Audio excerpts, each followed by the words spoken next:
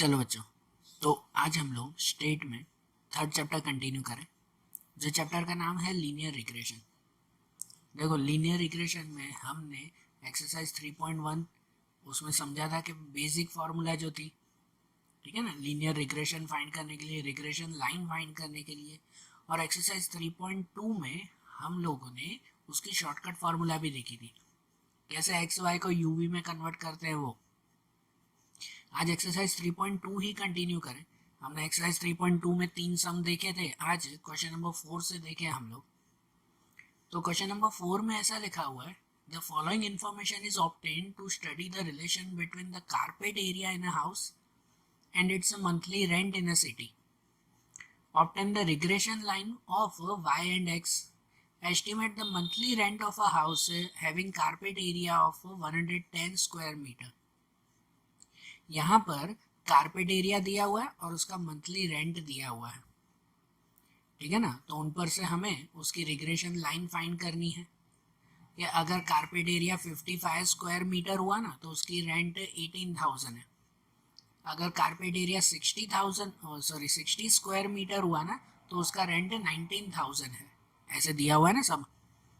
तो उसकी regression line find करनी है और साथ में पता करना है कि अगर कारपेट एरिया 110 स्क्वायर मीटर हुआ तो रेंट कितना होगा, ऐसे ही ना। तो इसे भी आप नॉर्मल एक्स वाई मेथड से या तो यूवी मेथड से, दोनों मेथड से फाइंड कर सकते हो। जनरली इतने बड़े नंबर होते हैं तो हम लोग यूवी मेथड से ही फाइंड करते हैं, एक्स वाई को यूवी में कन्वर्ट करके। आप ना कन्वर्ट करो ना, नॉर्मल एक्स वाई से करोगे ना तो भी आंसर मिलेगा, बस थोड़ी कैलकुलेशन बड़ी होगी पर आंसर सेम मिलेगा। तो हम लोग तो इसमें यूवी की मेथड से ही करें। देखो सॉल्यूशन में कि सबसे पहले यहाँ पर लिखेंगे कि हियर n इक्वल टू 7, जैसे पहले 3 सम सॉल्व किए थे वैसे ही कि here n equal to 7। So mean for carpet area, पहले कारपेट एरिया x बार अगर हम ढूंढें कि sigma x upon n, sigma x में x का टोटल 630 अपॉन 7, तो आंसर 90। फिर वैसे ही मीन फॉर मंथली रेंट, तो मंथली रेंट y बार अगर ढूंढें सिग्मा y अपॉन n, तो उसमें y में सबका टोटल तो 1,82,000 अपॉन 7, तो 26,000। अब यहाँ पे x बार और y बार की वैल्यू लार्ज है, so we can take shortcut method to find b। हम लोग ये शॉर्टकट मेथड यूज कर सकते हैं जिसके अंदर पहले a b और c x c y suppose करेंगे ना। तो फिर से पहले ना 2 मिनट क्वेश्चन पे चले कि x और y पे क्या कॉमन निकल रहा है। जैसे यहाँ पे x है तो ये x में कुछ कॉमन निकल रहा है, सब में सब कोई सेम टेबल में आ रहे हैं, तो हाँ ये सब के सब सेम टेबल फाइव में आ रहे हैं, बराबर ना। इसमें फाइव कॉमन निकल रहा है, मतलब x में हम लोग फाइव कॉमन निकाल सकते हैं। आ रहा है ना, 55 60 75 सब फाइव की टेबल में आएंगे।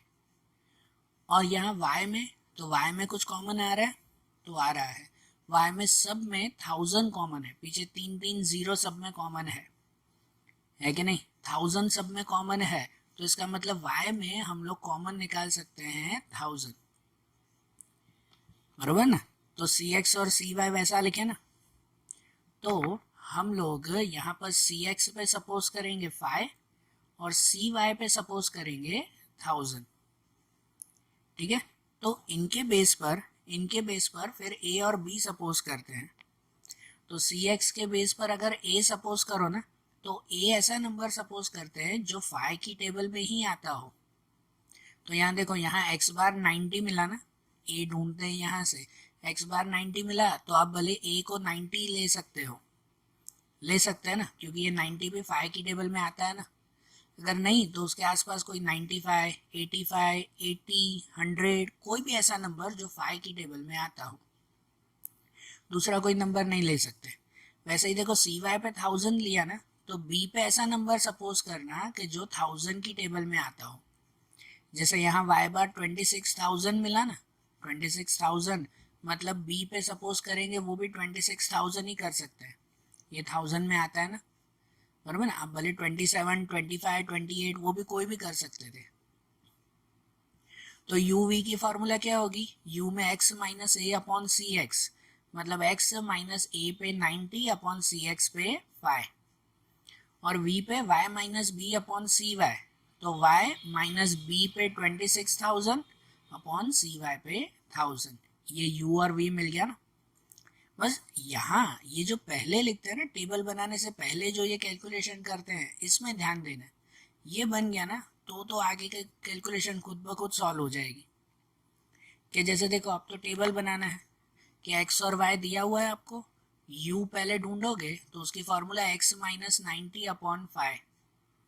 तो यहाँ जो जो x है ना, उस x को 90 से माइनस फिर 5 से डिवाइड, मतलब ऐसा करोगे 55 माइनस 90 डिवाइड बाय 5, तो ये मिलेगा -7, है ना। 55 माइनस 90 तो -35 डिवाइड 5 तो -7, फिर 60 डिवाइड 60 माइनस 90 डिवाइड 5, तो 60 माइनस 90 -30 डिवाइड 5 तो -6।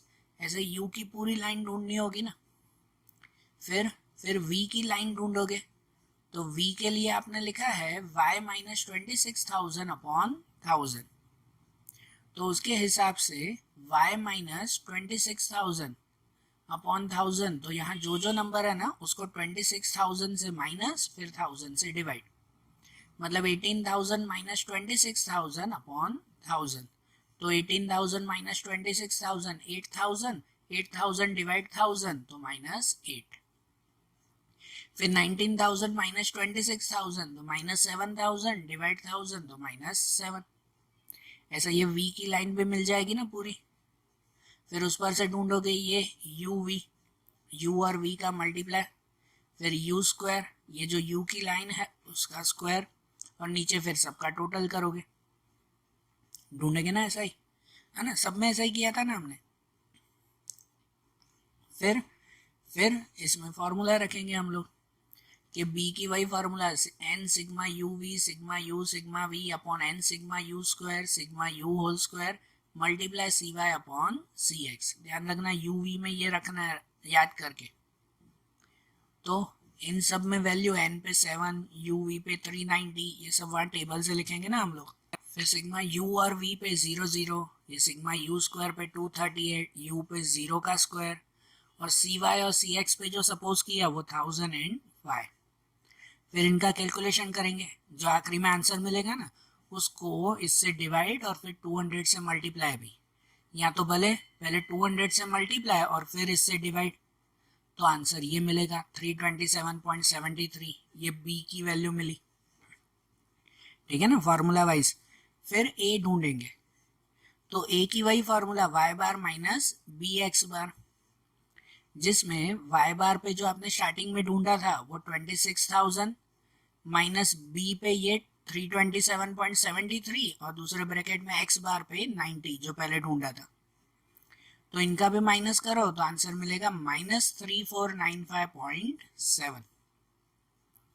ये जो मिले फिर उस पर से ये y कैप, फिर y कैप ढूंढते हैं कि y cap equal to a plus B X, तो a पे -3495.7 प्लस b पे 327.73x, ये a और b की वैल्यू यहाँ रखेंगे ना। ये रिग्रेशन लाइन या तो रिग्रेशन मॉडल मिल गया। अब इस पर से आगे जो आखिरी क्वेश्चन में लिखा हुआ था ना कि now if the carpet area is 110 square metre, कि अगर कारपेट का एरिया 110 है तो मंथली रेंट कितना होगा।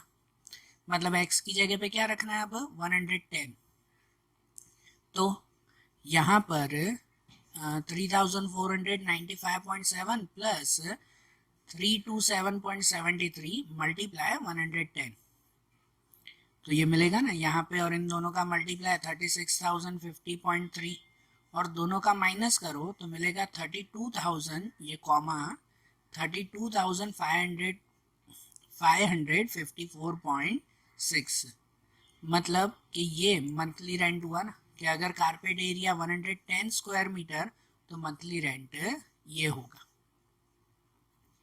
समझे ना ये भी? ठीक है। ऐसे ही आप क्वेश्चन नंबर 5, क्वेश्चन 5 में भी वैसे ही चलेंगे। The following sample data is obtain to study the relationship between number of customer visiting mall per day and the cell.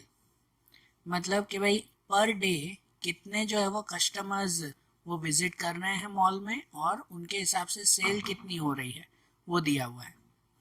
Obtain a regression line of y and x and estimate the sale of mall if 80 customers have visited the mall on a particular day. मतलब यहाँ दिया हुआ है कि अगर कोई mall में number of customer 50 है ना, अगर 50 कस्टमर मॉल में जाते हैं तो उनकी सेल है ना 10,000 के हिसाब से 2.0 मतलब 20,000 सेल होगी, है ना. 20,000 सेल होगी, 10,000 दिया हुआ है ना इसको. अगर 70 कस्टमर आते हैं ना तो 20,000 होगी. 100 कस्टमर आते हैं ना तो 25,000 होगी. ऐसे दी हुई है इन्फॉर्मेशन. तो 80 कस्टमर्स में कितनी सेल होगी वो ढूंढना है. 80 कस्टमर्स की सेल ढूंढनी है, बरोबर. तो इन पर से भी हम लोग पहले यू वी के लिए ये कैलकुलेशन करेंगे ना. यहाँ लिखेंगे here n equal to 6, 6 number हैं. सबसे पहले मीन फॉर कस्टमर. कस्टमर का अगर मीन ढूंढे, एवरेज ढूंढे x बार, तो sigma x upon n. Sigma x पे सबका टोटल 560 अपॉन 6 तो 93.33. फिर सेल का मीन फॉर सेल y का लिए अगर ढूंढे y बार, तो sigma y upon n means 14.4 upon 6, y में सबका टोटल, तो आंसर मिलेगा 2.4. यहाँ ऐसा लिख सकते हैं ना कि x बार y बार की वैल्यू डेसिमल में है, पॉइंट में, और लार्ज है, ये 90 से बड़ी है, 50 से बड़ी है. So we can take shortcut method to find B ढूंढने के लिए शॉर्टकट मेथड का यूज करें. तो इसमें भी अगर शॉर्टकट मेथड ढूंढनी है तो पहले सी एक्स और सी वाई ढूंढते हैं ना. एक्स वाई को यू वी में कन्वर्ट करना है. तो फिर से एक बार क्वेश्चन पे जाते हैं कि इस क्वेश्चन में एक्स में क्या कॉमन आ रहा है. 50, 70, 100, 70 ये दिया हुआ है, तो इसमें कॉमन क्या है. तो इसमें कॉमन 10, 10 है. सब में 10, 10 कॉमन है ना, मतलब सी एक्स पे 10 लिख सकते हैं. और यहाँ y में क्या कॉमन है, तो y में पॉइंट के बाद एक नंबर है, ये सब में कॉमन है.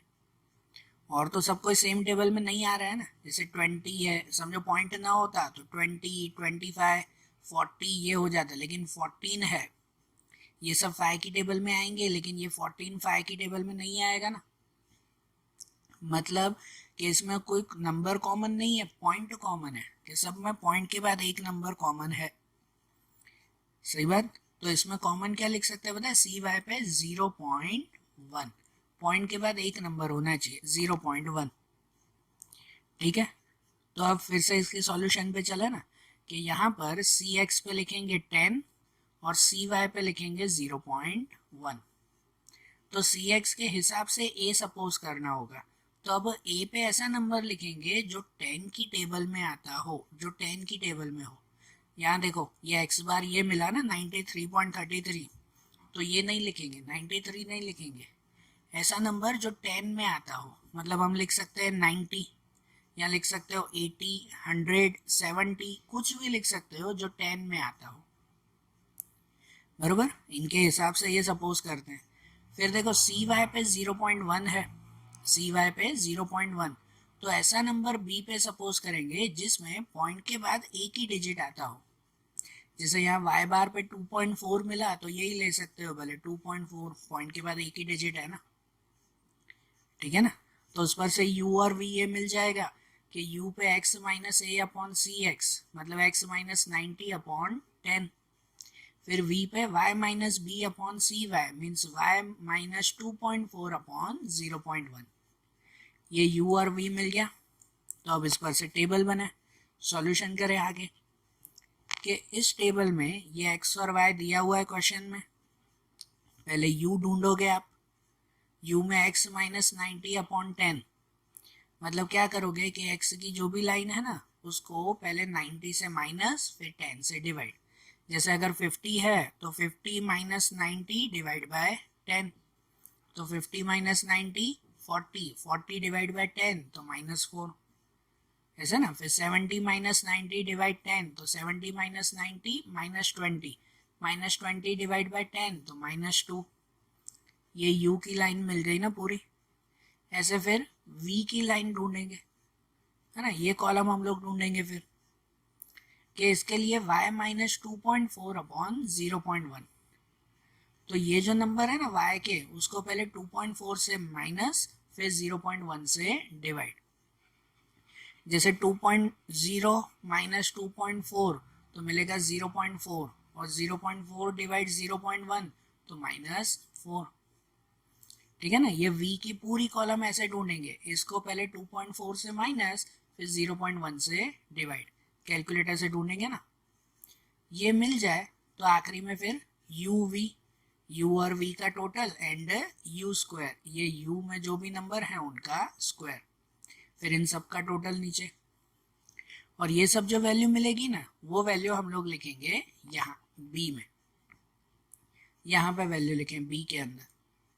वही formula n sigma u v sigma u sigma v and n sigma u square sigma u whole square multiply C Y upon C X. तो इसमें सबकी वैल्यू रखे ना, सी वाई और सी एक्स पे भी ये नंबर लिखेंगे ना, 0.1 एंड 10, तो 0.1 डिवाइड बाई 10 करो तो 0.01, और ये जो कैलकुलेशन मिलेगी ना उसको फिर 0.01 से मल्टीप्लाई, तो आंसर मिलेगा 0.02, बराबर ना। इन सब की कैलकुलेशन करेंगे, माइनस करेंगे, फिर ये जो नंबर मिलेगा उसको पहले डिवाइड फिर 0.01 से मल्टीप्लाई, या भले पहले 864 को 0.01 से मल्टीप्लाई फिर 416 से डिवाइड, तो भी आंसर ये मिलेगा बी का। ये जो बी का आंसर मिला तो उस पर से फिर ए ढूंढते हैं, Y bar minus B X bar. तो वाई बार की वैल्यू जो पहले रखी थी 2.4 माइनस बी पे ये 0.02 और एक्स बार पे ये 93.33, और इनका सॉल्यूशन मिलेगा 0.53। ये ए और बी जो मिल जाए तो फिर वाई कैप ढूंढेंगे, Y cap A plus B X, A पे और बी पे ये वैल्यू रख दी, तो ये आपको रिग्रेशन लाइन मिल गई ना, या रिग्रेशन मॉडल मिला ना। अब इस पर से जो आखिरी क्वेश्चन पूछा हुआ था कि now if the customers are 80 then the sales is dash, कि अगर कस्टमर 80 आ रहे हैं, अगर मॉल में 80 कस्टमर्स हैं तो सेल कितनी होगी। तो अगर मॉल में 80 कस्टमर्स हैं तो ये x की जगह पर 80 लिखेंगे ना, तो 0.53 प्लस 0.02 मल्टीप्लाई 80, तो इनका प्लस मिलेगा 2.13,000 रुपीज़, है ना, 10,000, सॉरी 2.13,000 नहीं 10,000 रुपीज़, मतलब अप्रोक्सीमेट 21,300 रुपीज़, ऐसे आएगा ना। समझ आया ना ये भी सॉल्यूशन। अब देखो, अब यहाँ आपके मेन लॉन्ग क्वेश्चन कंप्लीट हुए, लॉन्ग क्वेश्चन कंप्लीट हो गए। इस चैप्टर में थी ये दो ही मेथड, या तो एक्स वाई वाली मेथड या तो ये यू वी वाली मेथड। ठीक है, अब इस चैप्टर के शॉर्ट सम्स देखेंगे हम लोग। इसी एक्सरसाइज में क्वेश्चन नंबर 6 में आप शॉर्ट सम देखेंगे, कि जहाँ शॉर्ट सम में थोड़ी थोड़ी फॉर्मूलाज बदलेगी। फार्मूला पता है इसमें किसकी बदलती है, सिर्फ और सिर्फ बी की फार्मूला बदलती है, बाकी ए जो ढूंढना है, वाई कैप जो ढूंढना है, आखिरी जो इफ करके ढूंढते हैं वो सब सेम ही रहेगा। फार्मूला सिर्फ किसकी बदलती है, सिर्फ बी की फार्मूला बदलती है। तो अब हर सम में ना अलग अलग फार्मूलाज आएगी, वो फार्मूला बुक में साथ में नोट भी करते जाना कि शॉर्ट सम के लिए बी में ये सब फार्मूला आ सकती है। ठीक है, तो देखो अब क्वेश्चन नंबर 6 देखें। तो क्वेश्चन नंबर 6 में है, the following information is given for 10 firms running business of cloth in a city regarding their average annual profit in lakh rupees and average annual administrative cost in lakh rupees. Obtain the regression line of y on x, कि यहाँ पर annual profit है और annual administrative cost दिया हुआ है, ये दो चीज़ों की रिग्रेशन लाइन ढूंढनी है, जिसमें इंफॉर्मेशन क्या क्या दी गई है कि मीन दिया हुआ है पहले, है ना, जो प्रॉफिट है उसको x सपोज किया और जो एडमिनिस्ट्रेटिव कॉस्ट है उसे y सपोज किया। तो पहले मीन दिया हुआ है, मीन 60 और 25, तो इसका मतलब ये जो मीन है ना वो ये x बार हुआ और ये y बार हुआ। मीन मतलब x बार और y बार हुआ ना। ये दिया हुआ है आपको स्टैंडर्ड डेविएशन, स्टैंडर्ड डेविएशन मतलब ये है ना, ये दिया हुआ है एस एक्स, स्टैंडर्ड डेविएशन मतलब एस एक्स कहते हैं, और ये दिया हुआ है एस वाई। बराबर ना, S X and S Y दिया हुआ है, ये स्टैंडर्ड डेविएशन। और आखिरी में दिया हुआ है, वो दिया हुआ है कोवेरियंस। कोवेरियंस का मतलब जो आप लोग सेकेंड चैप्टर में भी ढूंढते थे कि कोवेरियंस, कोव एक्स और वाई दिया हुआ है, covariance of X and Y 10.4 दिया हुआ है। तो इस पर से रिग्रेशन लाइन ढूंढनी है। आ रही है बात समझ में? मीन दिया हुआ है, स्टैंडर्ड डेविएशन दिया हुआ है, कोवेरियंस दिया हुआ है, तो इस पर से डायरेक्ट फार्मूला रखनी है। इसमें कोई टेबल नहीं बनानी कि टेबल बनाकर पहले यू वी या वो ढूंढना हो, नहीं, डायरेक्ट एक्स वाई की फार्मूला। शॉर्ट सम है ना, इसमें तो यू वी में कन्वर्ट भी नहीं, सीधा एक्स वाई की फार्मूला रखनी है जो पहली एक्सरसाइज में रखते थे। तो देखो इसका सॉल्यूशन कैसे, तो यहाँ पर लिखेंगे पहले कि हियर एक्स बार 60 और वाई बार 25 है। क्वेश्चन में देखो मीन दिया हुआ है ना, तो मीन दिया हुआ है मतलब वो एक्स बार और वाई बार दिया हुआ है 60 और 25। फिर दूसरा स्टैंडर्ड डेविएशन दिया हुआ है, स्टैंडर्ड डेविएशन मतलब एस एक्स और एस वाई दिया हुआ है 6 और 3। और कोवेरियंस दिया हुआ है 10.4, कोवेरियंस ऑफ एक्स वाई 10.4 दिया हुआ है। तो अब इस पर से जो हमें रिग्रेशन लाइन ढूंढनी है ना, तो उसके लिए सिर्फ बी की फॉर्मूला बदल दी है, ए और वाई कैप की नहीं, सिर्फ बी की फॉर्मूला। तो ऐसा जब कोवेरियंस दिया हुआ हो, ध्यान देना, जब कोवेरियंस दिया हुआ हो तो बी के लिए कौन सी फॉर्मूला लगाते हैं, तो बी के लिए ये फॉर्मूला आती है कोवेरियंस अपॉन में एस एक्स स्क्वायर। ठीक है, ये बी की फॉर्मूला, ये नोट कर लेना, ये सिर्फ शॉर्ट सम के लिए कि जब कोवेरियंस क्वेश्चन में दिया हुआ हो ना, तो बी ऐसे फाइंड करते हैं, covariance upon S x square. तो इसमें कोवेरियंस आपको दिया हुआ है कितना, 10.4, तो ऊपर 10.4 और अपॉन एस एक्स स्क्वायर। तो ये एस एक्स दिया हुआ है ना, 6 एस वाई की जरूर नहीं है, वो ऐसे ही दिया हुआ है, अपॉन में एस एक्स स्क्वायर सिर्फ लिखना है। तो एस एक्स कितना दिया हुआ है 6, उसका स्क्वायर करना है, मीन्स 6 का स्क्वायर। ठीक है, ये फॉर्मूला नोट करके याद रखना, covariance X Y upon S x square.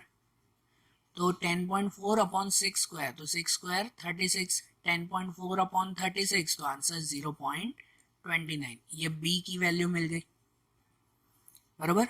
सिर्फ इसकी फार्मूला बदलेगी। अब जो रिग्रेशन लाइन ढूंढते हैं तो हम स्टेप कैसे करते हैं कि बी के बाद फिर ए ढूंढते हैं, ए फाइंड करते हैं ना, ए की फार्मूला क्या, वही Y bar minus B X bar. तो उसमें ये एक्स बार वाई बार दिया हुआ है ना आपको, कि वाई बार पे वैल्यू ये 25, बी पे ये वैल्यू जो मिली 0.29, और एक्स बार पे वैल्यू 60। ठीक है, तो यहाँ 25 माइनस इन दोनों का मल्टीप्लाई 17.4 और दोनों का माइनस 7.6, मतलब ए की वैल्यू भी मिल गई आपको 7.6। ए की वैल्यू मिल जाए तो क्या करते हैं, फिर ढूंढते हैं वाई कैप, कि Y cap equal to A plus B X, जहाँ ए की जगह पे ये 7.6 और बी की जगह पे ये 0.29x, तो ये वाई कैप भी मिल गया ना, ये आंसर मिल गया ना रिग्रेशन लाइन। और ये 6 वाले क्वेश्चन में दिया हुआ था फाइंड ओनली रिग्रेशन लाइन, फिर उसमें x की जगह पर वैल्यू नहीं रखनी थी, इसमें लिखा हुआ था कि अगर प्रॉफिट इतना तो मेंटेनेंस कॉस्ट कितना होगा, ऐसे पूछा हुआ है, इसमें नहीं पूछा हुआ। मतलब इसमें एक्स पे कुछ रखना नहीं है, बस ये रिग्रेशन लाइन ढूंढकर छोड़ देना है। समझ आई ना ये वैल्यू, बराबर ना, ये शॉर्ट सम के लिए। और देखना हर शॉर्ट सम में, फिर से बोल रहा हूँ, सिर्फ ये बी की वैल्यू बदलेगी, इसकी फॉर्मूला चेंज होगी सब में, ए और वाई कैप वो तो आगे सेम टू सेम ही ढूंढना है सब में। ठीक है, अब जैसे 6 किया ना, ऐसे ही 7th वाला, ये भी शॉर्ट सम के लिए, इसमें भी ऐसे दिया हुआ है, the following information is obtained to study the relationship between average rainfall in centimeter and yield of maize in quintal per hectare in different taluka of Gujarat. Estimate the yield of maize when the rainfall is 60 centimeter. यहाँ दो चीज़ें हैं, एक rainfall है और दूसरा yield of मेज है, कितनी बारिश होगी तो कितना क्रॉप तैयार होगा, ये दो इन्फॉर्मेशन है। उसके लिए क्या क्या दिया हुआ है, रेनफॉल उसे एक्स सपोज किया, और जो यील्ड ऑफ वेज है उसे y सपोज किया है, उसमें आपको मीन दिया हुआ है। मीन मतलब ये क्या हुआ, x बार और y बार दिया हुआ है। शॉर्ट सम है ना, डायरेक्टली दिया हुआ है x बार y बार। ये वेरिएंस दिया हुआ है। वेरिएंस मतलब क्या, वेरिएंस मतलब होता है S x square, S x का स्क्वायर दिया हुआ है। आगे के सम में क्या दिया हुआ था, स्टैंडर्ड डेविएशन। स्टैंडर्ड डेविएशन का मतलब होता है सिर्फ एस एक्स, और वेरिएंस का मतलब क्या, एस एक्स स्क्वायर, और ये दिया हुआ है एस वाई स्क्वायर। ठीक है ना, ये एस एक्स स्क्वायर और एस वाई स्क्वायर हुआ। ध्यान देना बेटा, ये नाम में ध्यान देना शॉर्ट सम के लिए। पहले मीन दिया हुआ है मतलब तो वो तो सिंपल है कि एक्स बार और वाई बार हुआ। ये वेरिएंस है मतलब एस एक्स स्क्वायर और एस वाई स्क्वायर। अगर अगर इसमें स्टैंडर्ड डेविएशन होता तो नॉर्मल एस एक्स और एस वाई। और आखिरी में है core relation coefficient. Core relation coefficient ये क्या हुआ, आगे वाले सम में तो क्या दिया हुआ था, को वेरिएंस दिया हुआ था, को वेरिएंस। ये दिया हुआ है कोर रिलेशन कोएफिशिएंट। इसका मतलब क्या बेटा, पूरा चैप्टर हो गया अगर ये मतलब ध्यान में आता हो तो। कोर रिलेशन कोएफिशिएंट मतलब आर कहते हैं। कोर रिलेशन कोएफिशिएंट मतलब क्या कहलाया, ये आर की वैल्यू हुई। सेकंड पूरे चैप्टर में आर की वैल्यू ढूंढी थी ना, तो भूलना नहीं है उसे। किया था कि नहीं, सेकंड पूरा चैप्टर ढूंढा था, उसमें आर ढूंढा था। तो आर मतलब क्या नाम देते थे, कोर रिलेशन कोएफिशिएंट ही तो कहते थे। ठीक है, तो ये कंफ्यूज मत होना नाम में। सेकेंड चैप्टर में सब में हमने ऐसे किया था, फाइंड कोर रिलेशन कोएफिशिएंट मतलब आर ही ढूंढ रहे थे, और यहाँ पर आर की वैल्यू दी गई है 0.82। ठीक है, मतलब क्या दिया हुआ है, मीन दिया हुआ है, वेरिएंस दिया हुआ है S x square S Y square, और आर दिया हुआ है। तो इसके लिए बी ढूंढने की नई फार्मूला, ए और वाई कैप तो सेम ढूंढेंगे, और आखिरी में लिखा भी हुआ है उसमें फिर आगे ढूंढना है कि अगर रेनफॉल 60 सेंटीमीटर हुई तो यील्ड ऑफ मेज, तो क्रॉप्स कितने तैयार होंगे वो ढूंढना है। तो देखो इसमें हम लोग पहले ऐसा लिखेंगे कि here X bar and Y bar वो दिया हुआ है, मीन दिया हुआ है ना, एक्स बार 82 वाई बार 180। उसके बाद क्या दिया हुआ था, वेरिएंस दिया हुआ था, मीन्स एस एक्स स्क्वायर और एस वाई स्क्वायर दिया हुआ है। S x square 64, S Y square 225। And correlation coefficient मतलब कि आर की वैल्यू दी गई थी 0.82। तो उस पर से जो पहले बी ढूंढोगे ना फर्स्ट स्टेप, तो बी कैसे फाइंड करते हैं, उसके लिए ये अब नई फॉर्मूला, जब आर दिया हुआ हो। आगे वाले सब में क्या था कि जब कोवेरिएंस दिया हुआ हो तो वो वाली फॉर्मूला लगाते थे। ठीक है ना, उसे जो आपने नोट की वो। अब ये दूसरी फार्मूला कि जब आपको क्वेश्चन में आर की वैल्यू दी गई हो तो फॉर्मूला ये लगाते हैं, B equal to R multiply S Y upon S X. R multiply S Y upon S X, ये फॉर्मूला। तो इसके लिए है ना बी इक्वल टू आर की वैल्यू है 0.82, लेकिन देखो यहाँ एस वाई लिखना है, आपको दिया हुआ है एस वाई स्क्वायर।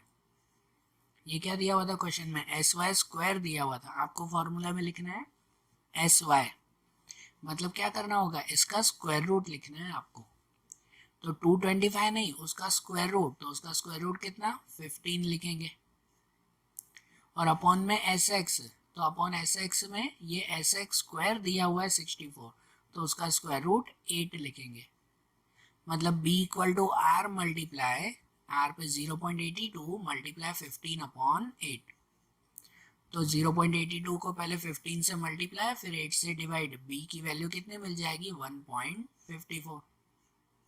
ठीक है ना, बी मिल गया।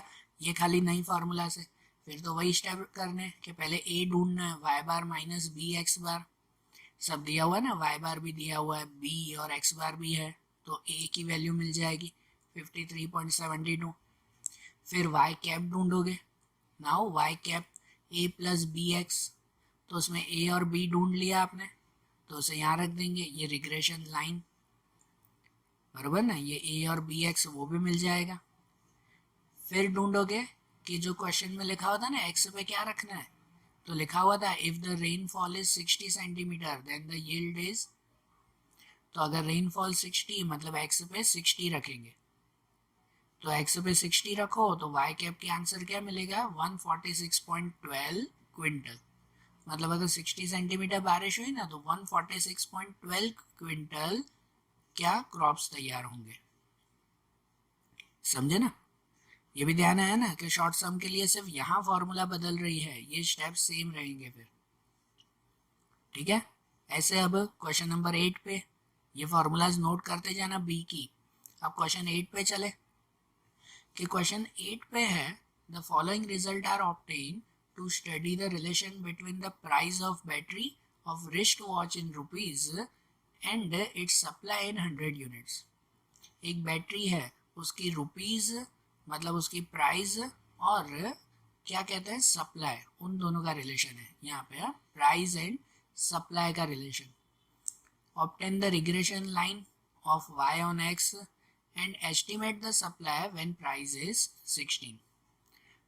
प्राइस और सप्लाई का अगर रिलेशन है तो अगर प्राइस 16 तो सप्लाई कितना होगा वो ढूंढने।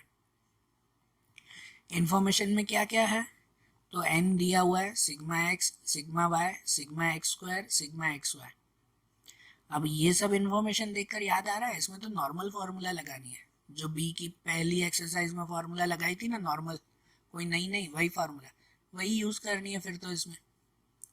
ठीक है ना। ये तो सब दिया हुआ ही है ना, X Y X square X Y सब दिया हुआ है, तो नॉर्मल फार्मूला ही रखेंगे। लेकिन पहले इसमें एक्स बार और वाई बार नहीं है, वो भी तो ध्यान रखो। आप लोग जो ए ढूंढते हो ना, ए की value Y bar minus B X bar, तो एक्स बार वाई बार नहीं है, इसीलिए first we have to find X bar and Y bar. पहले ये ढूंढ लेंगे। तो एक्स बार की फार्मूला क्या है, सिग्मा एक्स अपॉन एन। तो सिग्मा एक्स दिया हुआ है ना 130 अपॉन एन पे ये 10, 130 अपॉन 10 तो आंसर 13। फिर वाई बार पे सिग्मा वाई अपॉन एन, तो सिग्मा वाई पे 220 अपॉन 10 तो आंसर 22। बराबर। एक्स बार वाई बार मिल गया ना। अब नॉर्मल जैसे ढूंढते हैं वैसे ही ढूंढे कि जैसे पहले बी फाइंड करें, तो यहाँ बी की वही नॉर्मल फार्मूला है, N sigma x Y minus sigma X sigma Y upon N sigma X square minus sigma X whole square. यहाँ पे वो सी वाई और सी एक्स नहीं लिखना है, वो यू वी में आता है, एक्स वाई में नहीं। एक्स वाई में यही फार्मूला ना। और ये सभी चीज़ें दिया हुआ है क्वेश्चन में, तो ये सब लिखेंगे उसमें। तो b की वैल्यू क्या मिल जाएगी 1.02। b मिल जाए तो फिर a ढूंढेंगे। Now a equal to Y bar minus B X bar, तो x बार और y बार भी ढूंढा ना अभी क्वेश्चन में, तो उनकी वैल्यू लिख दो। b भी दिया हुआ है 1.02, x बार y बार की वैल्यू लिख दो तो a कितना मिलेगा 8.74। मिल गई ना a की वैल्यू भी। फिर उस पर से y कैप, सीधे सीधे स्टेप चलने हैं। फिर उस पर से y कैप, तो y कैप के लिए a प्लस बी एक्स, तो ये वैल्यू भी है सब हमारे पास, तो ये रिग्रेशन लाइन मिल गई। और आखिरी में लिखा हुआ है x पे क्या रखना है कि if the price is ₹16 then supply is dash, कि अगर प्राइस 16 है तो सप्लाई कितना होगा, मतलब x पे 16 रखेंगे तो सप्लाई कितना होगा 25.6। बरोबर। क्लियर हुआ ना ये भी। इसमें भी एक्स वाई की सिंपल फार्मूला ही रखनी थी इसमें बी के लिए। ठीक है। देखो अब क्वेश्चन नंबर 9 देखें। इसमें लिखा हुआ है the information regarding maximum temperature x and sale of ice cream y of 6 different days in summer for a city is given below. यह इंफॉर्मेशन है एक मैक्सिमम टेम्परेचर जिसे एक्स सपोज किया है, और दूसरा सेल ऑफ आइसक्रीम कि कितने टेम्परेचर के हिसाब से कितनी आइसक्रीम बिकती है। इंफॉर्मेशन में एक्स बार वाई बार दिया हुआ है, सिग्मा एक्स वाई दिया हुआ है और एस एक्स स्क्वायर दिया हुआ है 20। Then obtain a regression line of sale of ice cream on maximum temperature and estimate the sale of ice cream if maximum temperature of a day is 42 Celsius. कि पहले तो रिग्रेशन लाइन ढूंढनी है, जैसे हम ढूंढते हैं वाई कैप, फिर अगर टेम्परेचर 42 हो तो सेल कितनी होगी वो हमें फाइंड करना है। बराबर ना। तो इनके लिए देखो यहाँ पे ये इंफॉर्मेशन है एक्स बार वाई बार एक्स वाई और एस एक्स स्क्वायर, तो इसमें बी की एक नई फार्मूला आएगी। हमने आगे बी की दो फार्मूला देखी 6 और 7 क्वेश्चन में कि जब कोवेरिएंस दिया हुआ हो तो वो एक फार्मूला, जब कोरिलेशन कोएफिशिएंट आर की वैल्यू दी गई हो तो वो दूसरी फार्मूला, और यहाँ जब सिग्मा एक्स वाई और एस एक्स स्क्वायर ये इंफॉर्मेशन हो तो बी के लिए नई फार्मूला। तो यहाँ पर डायरेक्टली हम लोग बी के लिए जो फार्मूला लिखें वो बी के लिए ये फार्मूला आएगी, ध्यान देना। फार्मूला है sigma x Y minus n bracket में x bar Y bar, n x bar Y bar तीनों का मल्टीप्लाई अपॉन में एन एस एक्स स्क्वायर। ठीक है, ये फार्मूला नोट करना बेटा इसे, कि जब एक्स बार वाई बार और सिग्मा एक्स वाई और एस एक्स स्क्वायर दिया हुआ हो तो ये फार्मूला, जहाँ पे ये सब वैल्यू दी हुई है हमें कि सिग्मा एक्स वाई उसके दिया हुआ 306 क्वेश्चन में, एन तो एन पे 6 लिखा हुआ है ना 6 डेज के लिए, तो एन पे 6, एक्स बार पे 40, वाई बार पे 1.2, फिर एन पे 6 और एस एक्स स्क्वायर पे भी दिया हुआ है 20। तो यहाँ देखो इनके सॉल्यूशन में 306 तो वही रहेगा माइनस इन तीनों का मल्टीप्लाई 6, 40 और 1.2 का मल्टीप्लाई, तो आंसर 288 अपॉन में 6 मल्टीप्लाई 20 तो 120, ऊपर दोनों का माइनस 18 अपॉन 120 तो आंसर 0.15, ये बी की वैल्यू। बस यहाँ आपकी चीज बदलेगी, फिर तो वही स्टेप्स, बी मिल गया तो फिर ए वैसे ही ढूंढेंगे Y bar minus B X बार, ये सब दिए हुए हैं वाई बार और एक्स बार, तो ए की वैल्यू मिल जाएगी -4.8, ये ए मिल जाए फिर वाई कैप, तो वाई कैप में ए प्लस बी एक्स, तो ए पे ये -4.8 और बी पे 0.15 एक्स, ये रिग्रेशन लाइन मिल गई। ये रिग्रेशन लाइन जो मिल गई तो अब इसमें x की जगह पे क्या रखना था, क्या पूछा हुआ था कि if the temperature is 42 Celsius then sale of ice cream is dash, तो x पे 42 सेल्सियस मतलब 42 रखना है, तो यहाँ 4.8 प्लस 0.15 मल्टीप्लाई 42, तो इनका कैलकुलेशन आएगा 1.5 लाख, कि अगर टेम्परेचर 42 है तो आइसक्रीम 1.5 लाख रुपीस जितनी बिकेगी। ठीक है, ये भी समझ में आया ना शॉर्ट सम। तो देखो आज जैसे हमने इसके शॉर्ट सम किए ना एक्सरसाइज 3.2 के, अब फाइनल एक्सरसाइज के कुछ शॉर्ट सम और कुछ टिपिकल सम्स है, थोड़े से डिफरेंट सम्स है, वो कल में देखेंगे। ठीक है, बाकी इस चैप्टर में सेम, सब में सेम मेथड करनी है, बस यहाँ खाली बी की फार्मूलाज बदलेगी, वो सब फार्मूलाज एक जगह पर नोट कर लेना आप लोग। ओके, तो अब बाकी के शॉर्ट सम्स कल के वीडियोस में। Thank you.